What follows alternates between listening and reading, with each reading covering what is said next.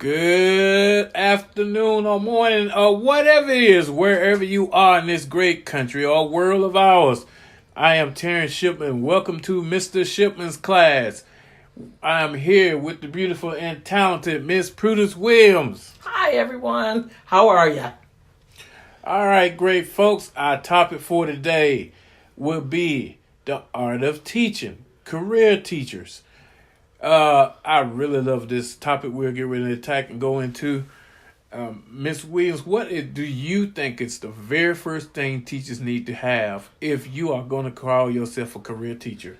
Well, number one, when we talk about it, what is a career teacher? Just tell me what your definition is real quick. A career teacher is someone who spends more than 10 years. Because I say 10 years because a lot of people get to a point, 10 years you get vested. And you pretty much know if you want to teach past that or not. If you really are in love with teaching. And I think the 10-year mark is that point. How about you? I agree. A career teacher is a teacher who is past the novice.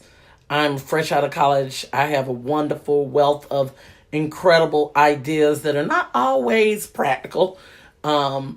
I love kids for the sake of loving kids. I don't necessarily connect that to the content.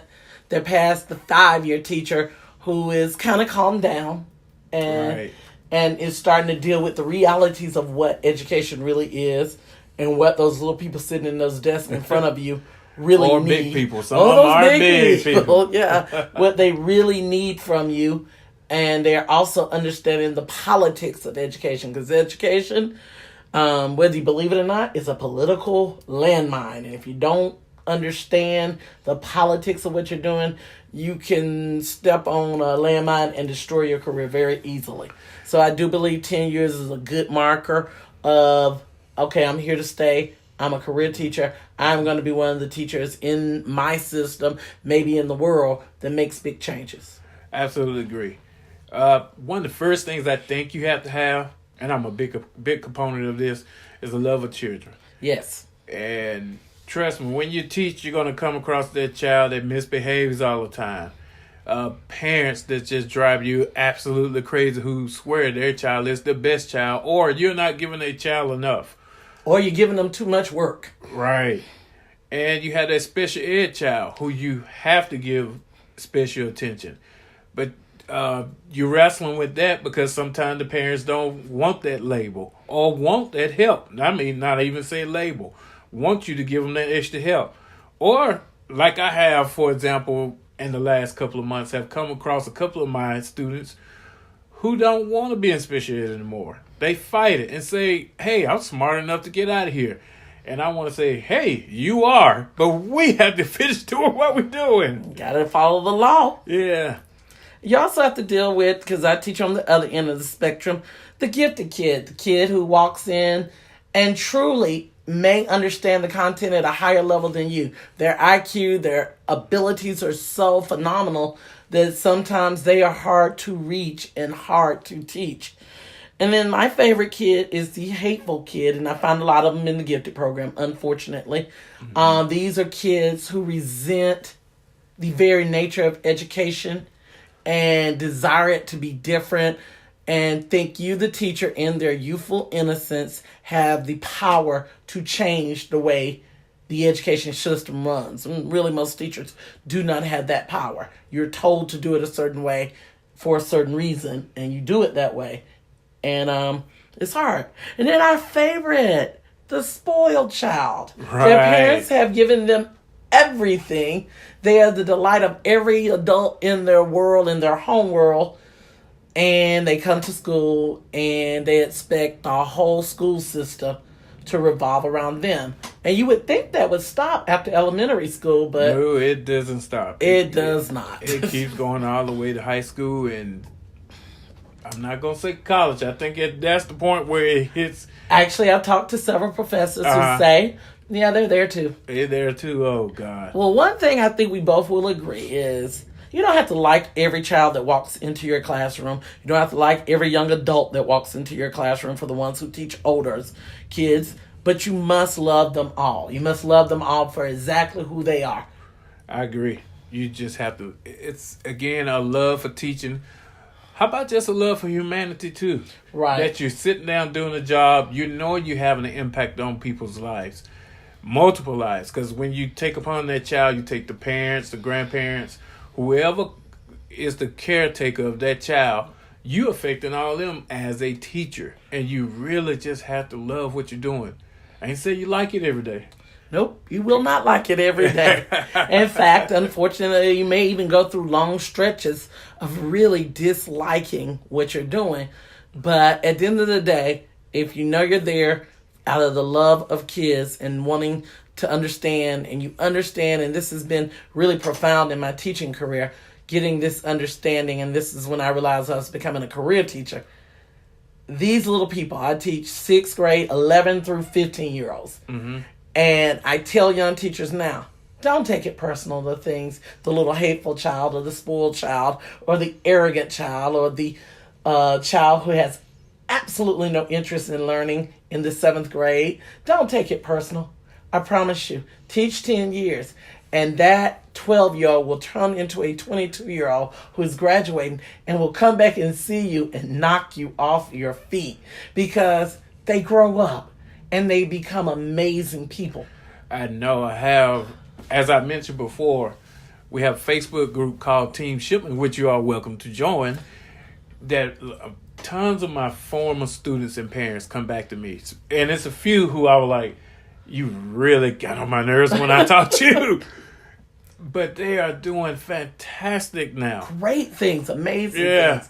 My kids are older than yours, even though we've taught the same amount of time. That's because true. You started off with kindergarten kids. How old is your oldest class now? What am my oldest class is either 29 or 30 now. See, and my oldest class is 40 almost. Whoa. I have grandbabies from my first class, yes. And I was only, when I started teaching them, they were 13 and I was 21. So there wasn't that big of a difference there wasn't. in our ages. And right now I have kids who are lawyers and doctors and they're amazing me. And I was like you. I had one or two who contacted me and they're like, hey, Miss Williams, guess what? I'm graduating from medical school next year. And I was like, really? Good. Because I was kind of shocked because they were one of those kids, this young man who I'm thinking in the 7th grade, he cared not at all about school. He hated school. He sat there and stared at every one of his teachers all day long and did absolutely no work. But again, career teacher, you learn. Yeah. They grow up and they get through it and they make great things. They do. Now, the second thing I want to say that what I think makes a career teacher is something I learned my very first year of teaching, and I still practice it today. What's that? You have to learn how to reflect. Oh, yes. And accept criticism. Yes. That is a big thing. I learned one of the things you have to do is take time for yourself. Either write in a journal, get you a good mentor, or know how to move yourself from aside and look at what you did. How can I improve? Because there's always room for improvement. I got that from my dad, who's a great basketball coach. He said, son, there's always room for improvement. Always try to do better. Look at what you could have done better that day, that month, at the end of the school year. How could I have made this better? And I think you have to take that time to reflect.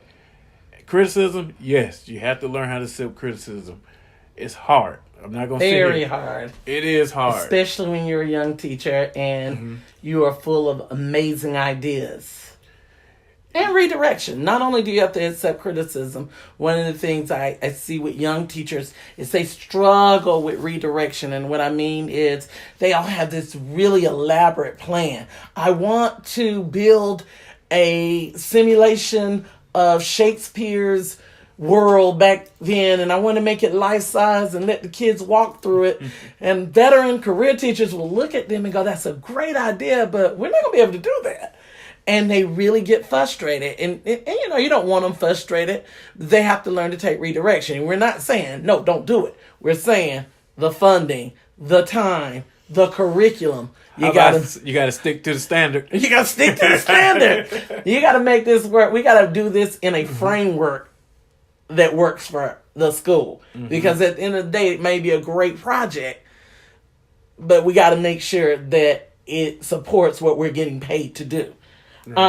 With that reflection and acceptance of criticism, going along with what I said, is I found that career teachers are creative problem solvers. They are the teachers who come up with ideas for the kid who cannot sit still in class, who always out of his desk. Give him a job when he walks in. Give him a constructive way to run around the classroom. Pass out the papers every day. Yeah. Take up the notebooks every evening. You know, they have something for everything. And they're good. Those veteran teachers, those career teachers are good at solving problems that otherwise will destroy a good classroom setting. I think I had to learn that more in middle school than elementary. Middle school will make you do that. Had to learn how to solve problems on the spot.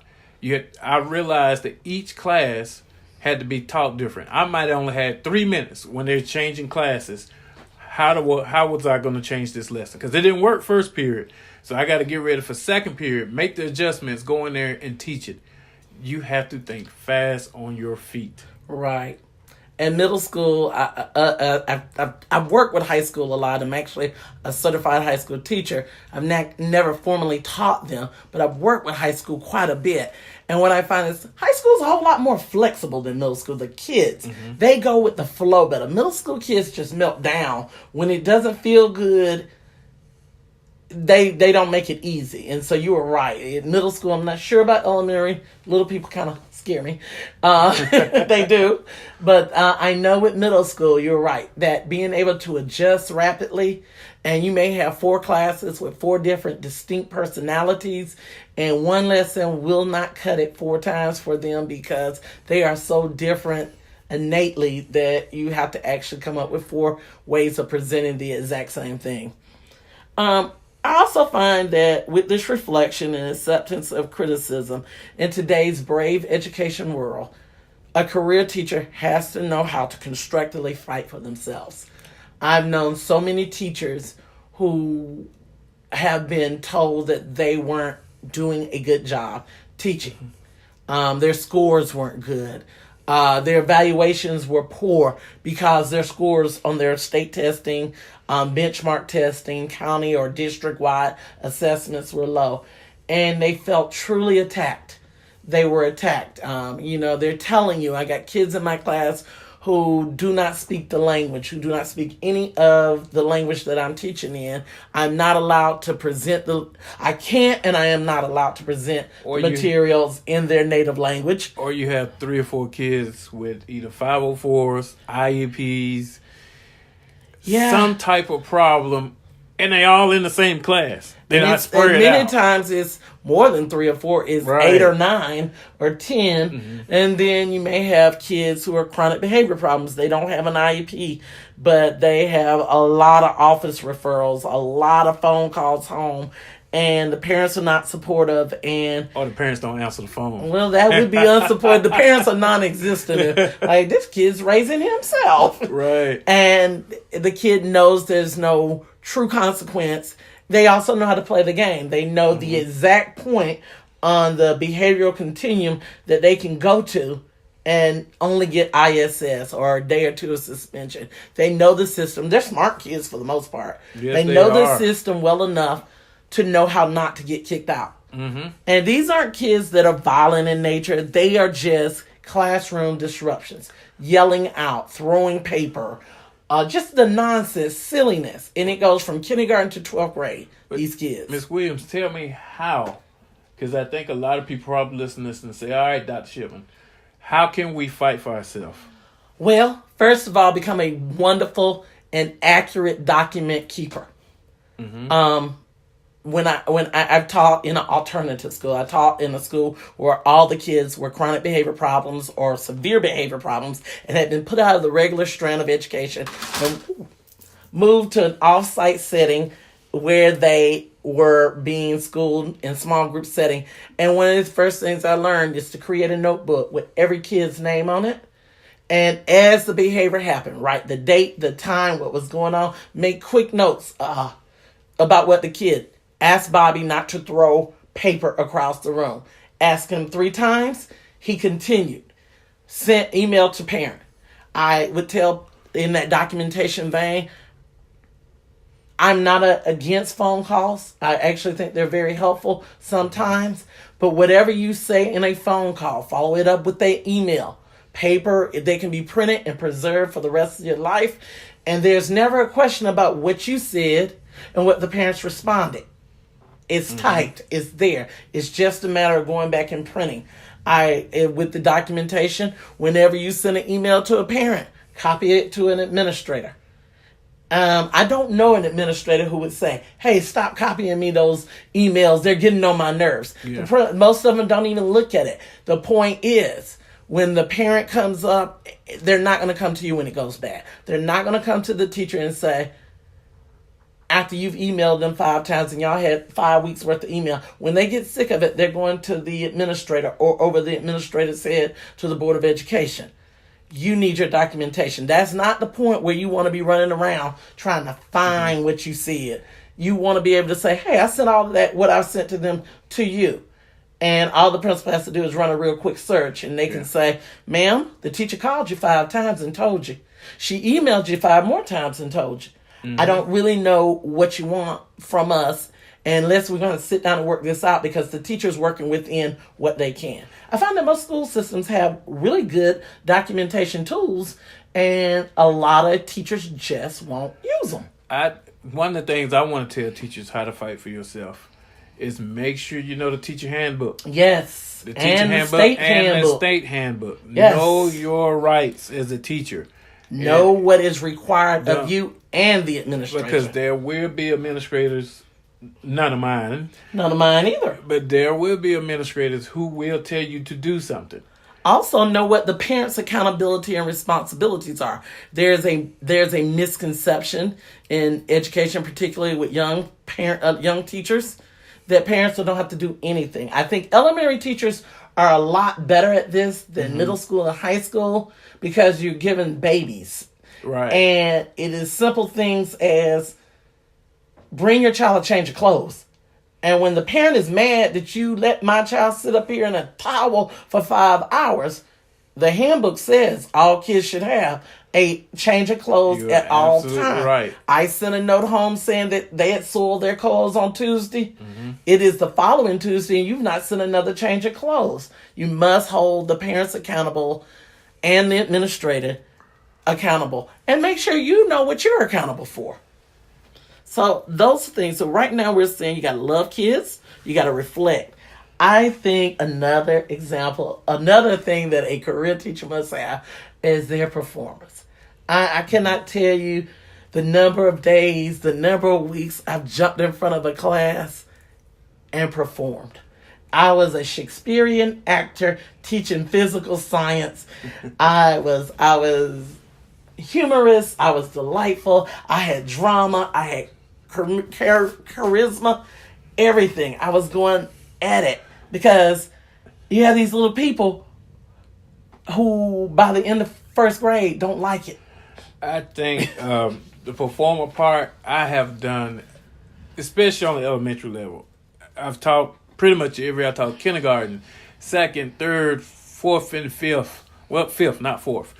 I have performed on each level, especially kindergarten. I remember dressing up, 2nd grade too. I've had several costumes throughout the years. Let's put it that way. And if you read my book, Mr. Shipman Kindergarten Chronicles, you will see a very special guy end up at the end of the book. So I remember one year I dressed up as Batman for Halloween. I've had a clown one year. Just costume after costume. The point is to enjoy learning, have fun. Right. But on the middle school level, I haven't quite had worn costumes, but you're still a performer. I've read poetry in front of my students. Many times I've gotten up every morning. We still do the same Good morning, Mr. Shipman, just like we do for the elementary students. And they just absolutely love it. And they just love to see their teachers act or perform for them. It makes a big difference in the classroom. So, Mr. Shipman, we are going to just kind of wrap this one up.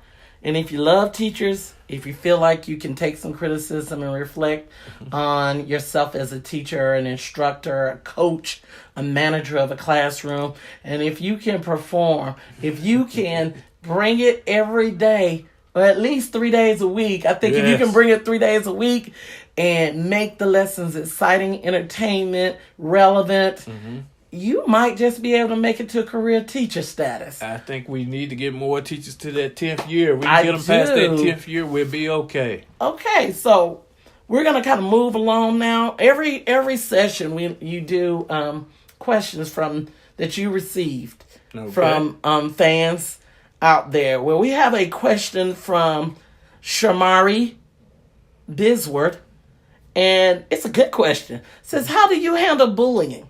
I mean, kids who bully kids and kids who are being bullied. What do you do about it in your classroom? Now, I'm going to preface this because I'm a middle school teacher. Right. I really want to know how you do it with kindergartners because they're so sensitive. Middle school's a little bit different. Yeah. All middle schools are a little mean by nature. Even the sweetest middle schooler has a mean. Time out. I believe you have to have time out.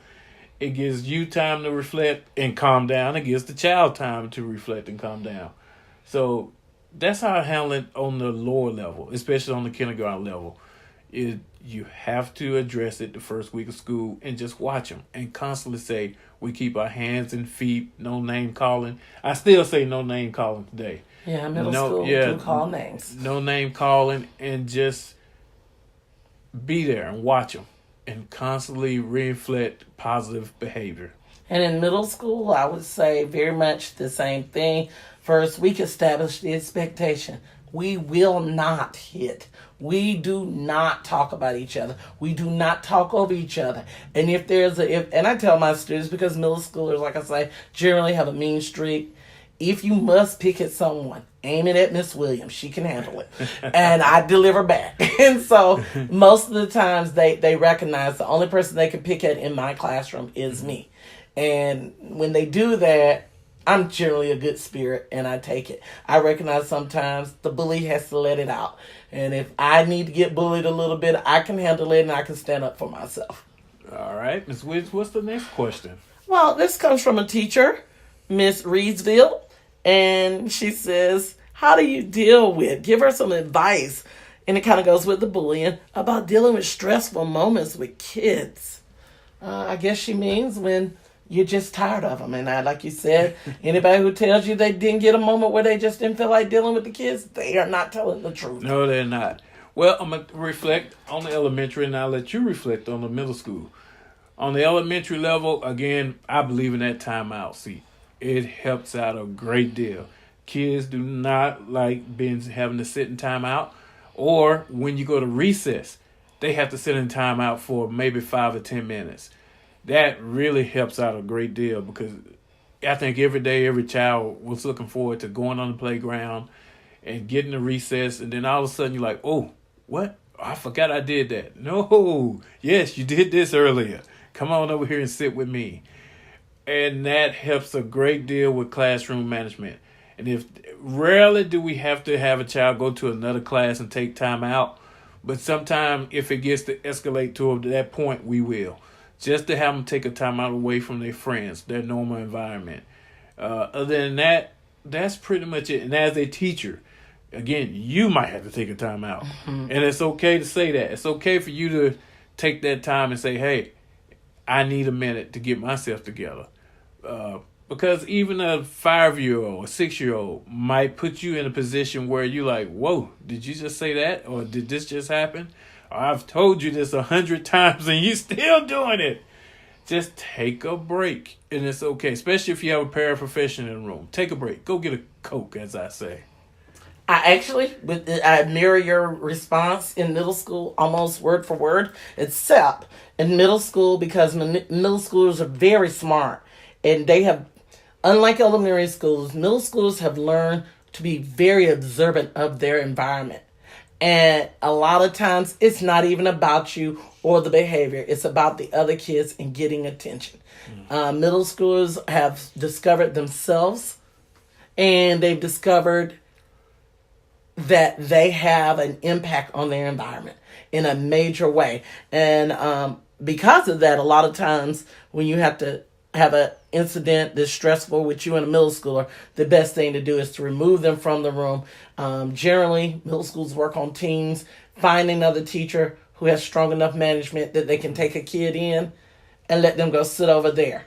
And when the class is over and the audience is gone, say, hey, let's talk.